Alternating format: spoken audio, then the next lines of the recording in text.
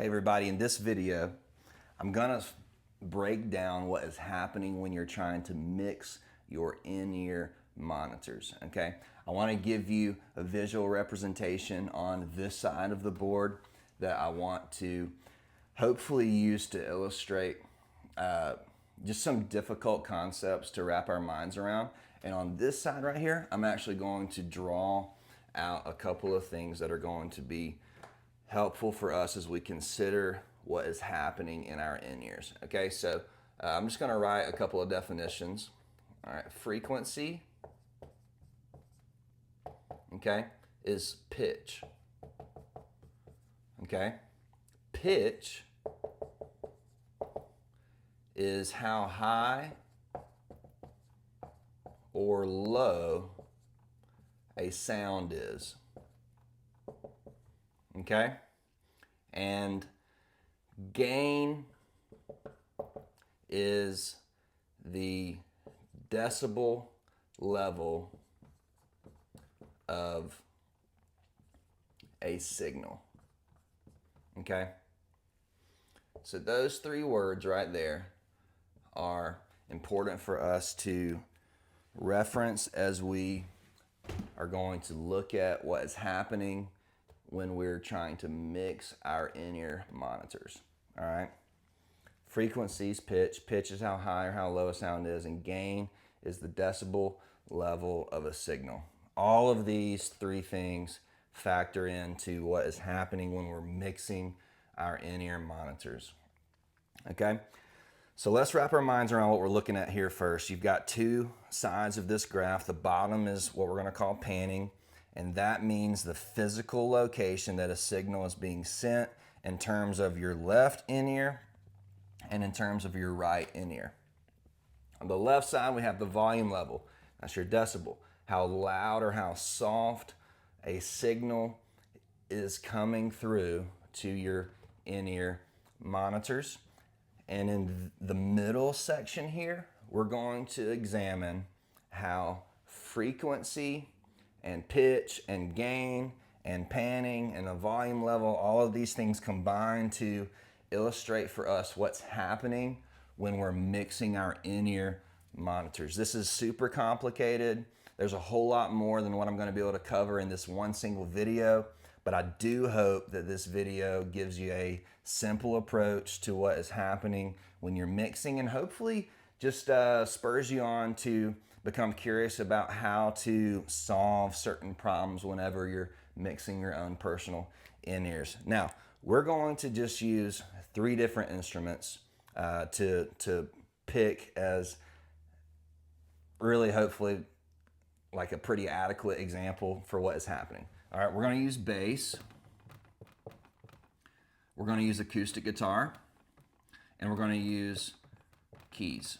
Okay, these are our three instruments we're going to place into our imaginary mix for our in-ears. Okay, bass, acoustic, and keys.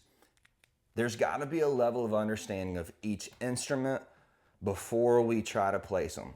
The bass takes up the low frequencies, okay?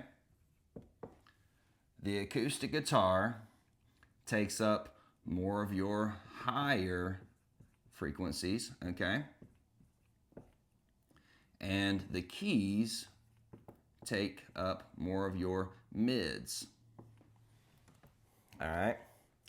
Remember, frequency is pitch, and pitch is how high or how low a sound is. So your bass pitches are going to be very low.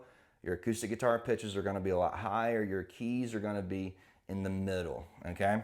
That's important because the volume level of these three things and the panning of these three things will affect how those three things get communicated to our ears through our in-ear monitors.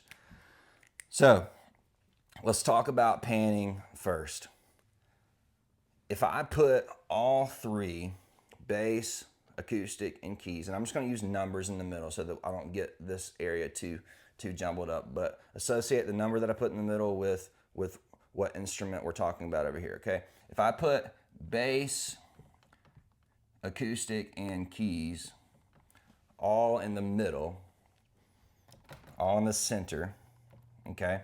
What I'm saying is that I'm sending a balanced signal or an equal amount of all three of these instruments to both my left ear and my right ear, okay?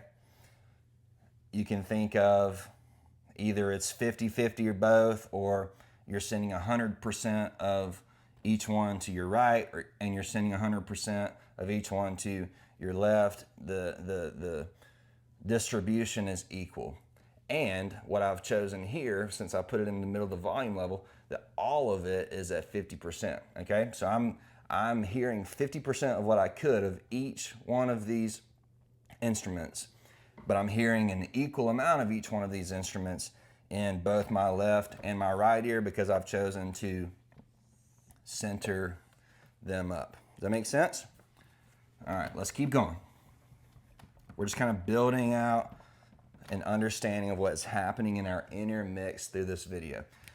If I am playing acoustic guitar, naturally I'm going to want to hear myself. If I'm playing keys, I'm going to want to hear myself. If I'm playing bass, those low frequencies that are a lot less recognizable or easily discerned in a mix, I got to hear my bass notes so that I can make sure I'm playing the right root or the right chord tone, right?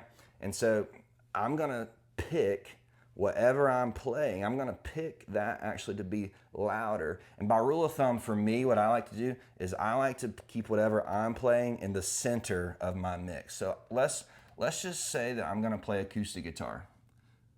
All right, I'm playing acoustic in the scenario that I'm leading in right now, and I've got to now balance keys, and I've got to balance bass with my acoustic. I've put 75% of my acoustic guitar in the center of my in-ear mix.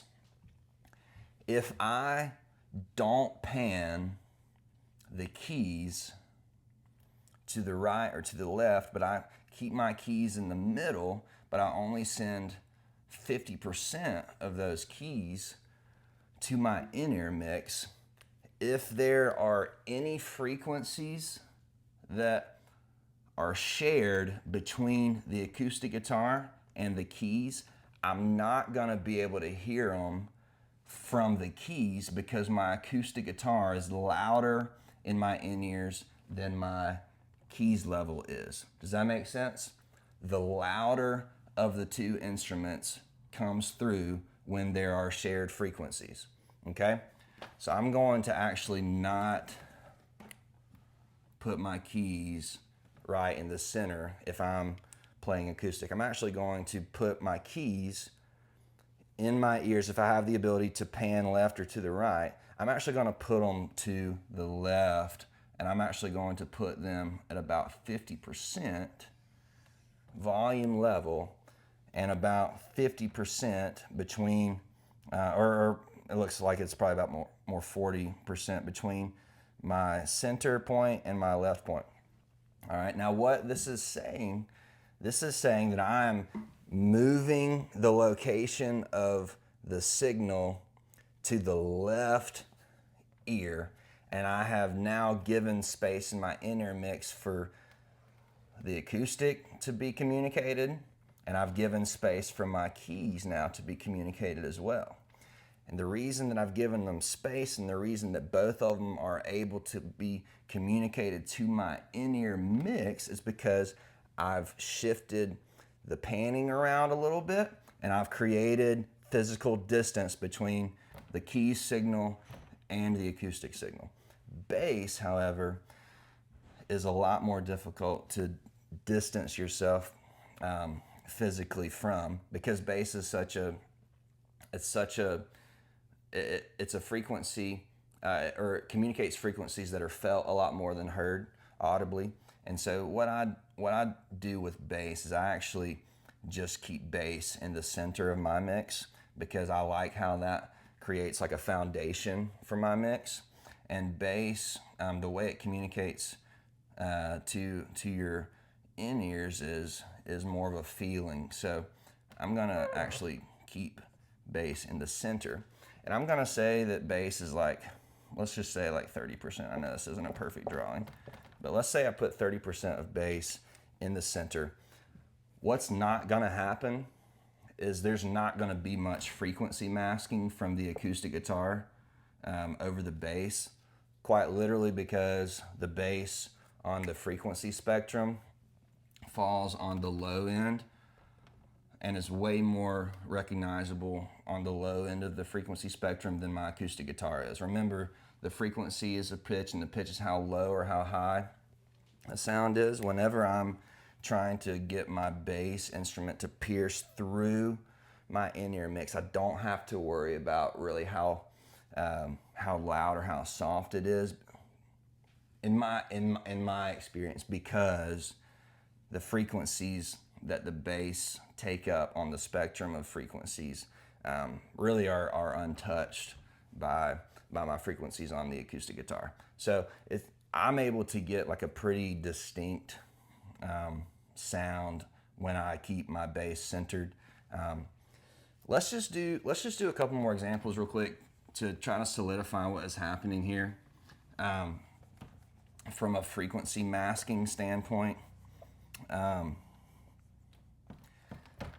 this might be a little bit of an easier approach to it. Think of a refrigerator, okay? And I'm just going to abbreviate refrigerator like that. Think of a refrigerator, and I want you to think about this. Can you get everything from a grocery store into a refrigerator at one time? Like your refrigerator that's in your kitchen at home. Can you get everything from the grocery store into the refrigerator at one time? I can't. But what I can do is I can get certain things that I buy from the grocery store into the refrigerator at one time. And by being selective at the grocery store, I'm actually able to buy groceries that I know will fit and that I know that I can arrange in my refrigerator at home in such a way that everything will fit just fine, and I'll know where everything is and I'll be able to get to it whenever I need it. And so your in-ear monitor mix is a lot like a refrigerator. Okay, you have to pick and choose what you want where, because you can't get everything from a big band sound into a mix and be happy with where everything is. At least in my experience, I've never been able to really mix my in-ears exactly how I would mix like something if I were sitting in front of studio monitors in like a isolated environment where there's not like external noise and stuff. So the big principles that you got to take with you from this is location of signal matters and loudness of signal matters. So I'm going to erase this now.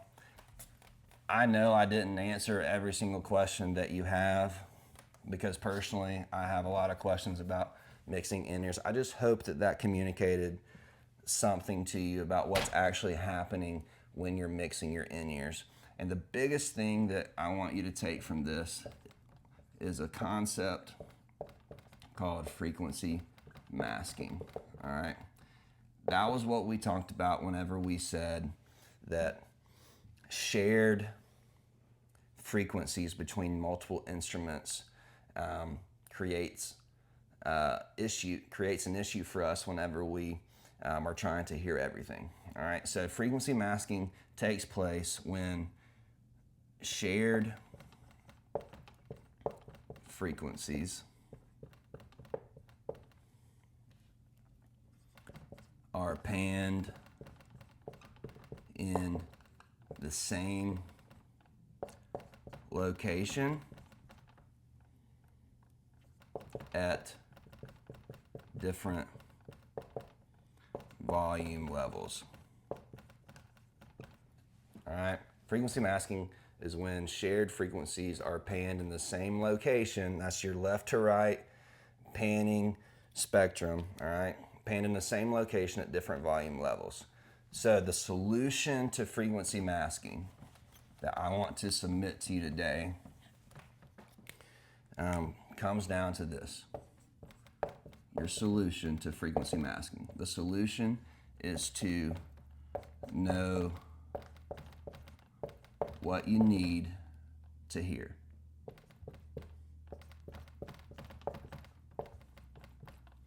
And also know where to place the signal.